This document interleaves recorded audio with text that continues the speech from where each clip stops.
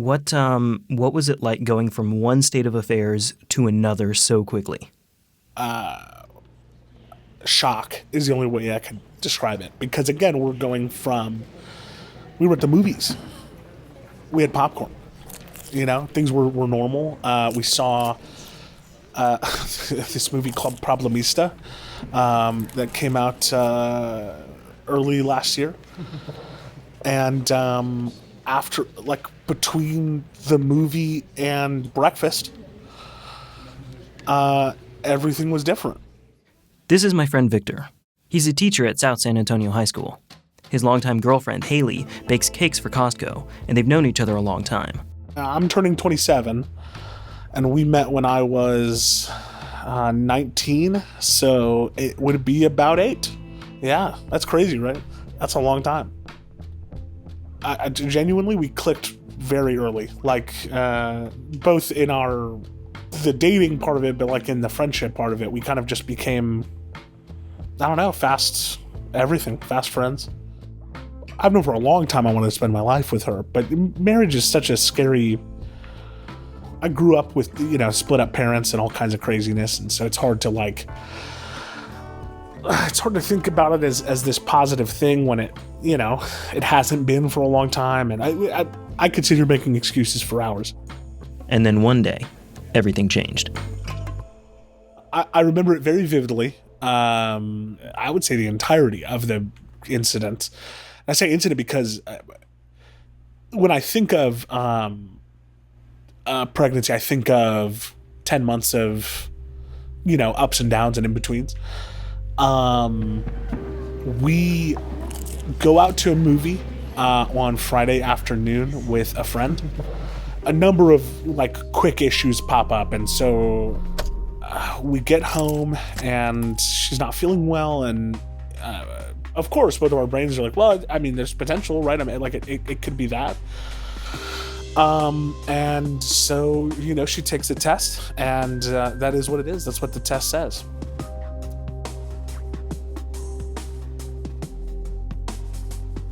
She goes from taking the test to immediately ill in a matter of, minutes. To the point where I thought she might have been messing with me. And that sounds so bad in retrospect. But I'm not messing with you. She took the test, and then a half hour later threw up. And I was like, oh, okay, har, you're pregnant. We get it. Everyone's looking, but it's you do not expect the test to happen and then symptoms to appear. And she wakes up probably 2 or 3 times in the night in just searing pain in her lower back and abdomen, and then finally, on the 3rd time, she wakes me up. She says, I need to go now. And where do a couple of left-leaning, non-religious 20-somethings go in the middle of the night when they need medical help?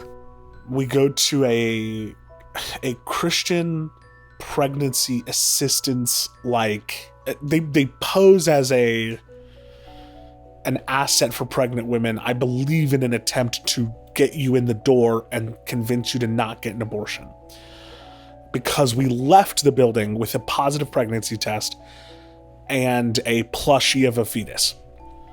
Why did you go there? Well, because we're looking up pregnancy clinic. We're looking just a place to confirm, get a blood test, confirm, get a date. So that's what we're thinking, right? And then from there, it's not getting any better. So we're okay, well, we're going to go to the health science center. We're just going to go actually see a doctor. And when they finally get to the hospital, the worst thing imaginable happens.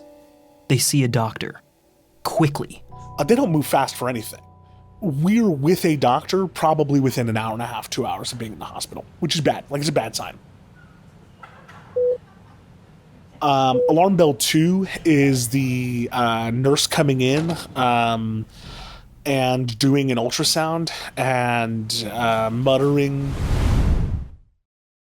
27 weeks. She muttered it under her breath? She is saying it to another healthcare worker, but not to us yet. This is called cryptic pregnancy, also known as a stealth or denied pregnancy. It's when you're pregnant without even knowing it. She gets told by doctors, the pain that you were feeling last night was you entering labor, essentially. And at some point during the night prior, the quote-unquote water had broke. And they didn't see a doctor until 9 hours later. There's a lot of complications that stem from that, because the baby is just sitting in there dry, not literally dry, but you know what I mean, no amniotic fluid, which poses a great health risk to the baby and to the mother, and to essentially, like, multiple times during the day, we are told that there is just a chance that one or the other or both just don't survive the labor and delivery process. She needs to be in delivery, like, now. I mean, we don't even know who to call. We don't know who to contact. Like, we don't know if we should get our parents or whoever. I mean, anyone. I mean, we don't know. We don't even talk to friends. We're stuck. I mean, we're stuck.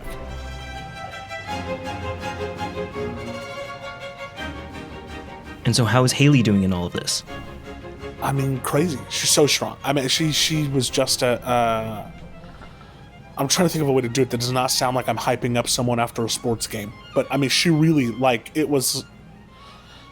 When it was time, she was ready. I mean, she was ready. She handled it. And I was right there, you know, holding her hand and cheering her on. This entire incident took place over 72 hours. The birth itself was just under 5 minutes.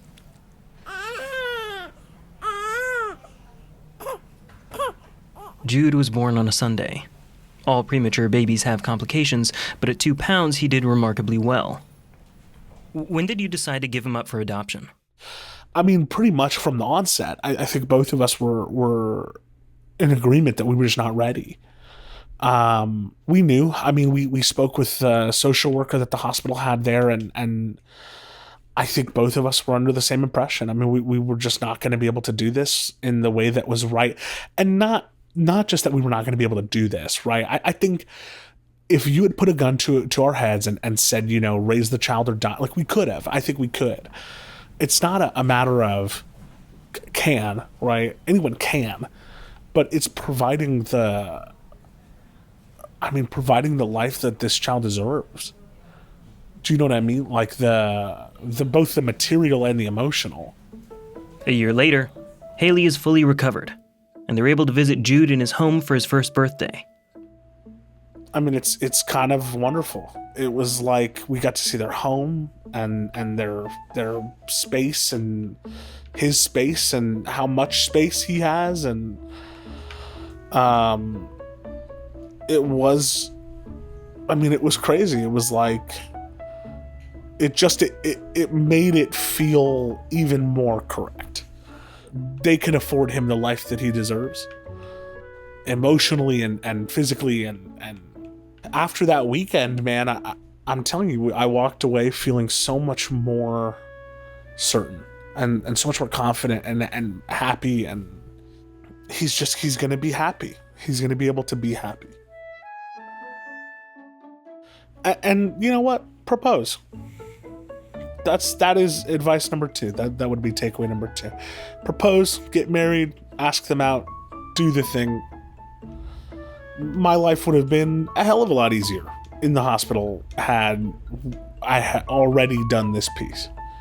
And, you know, she will forever get to win that competition of saying, I told you so, you know?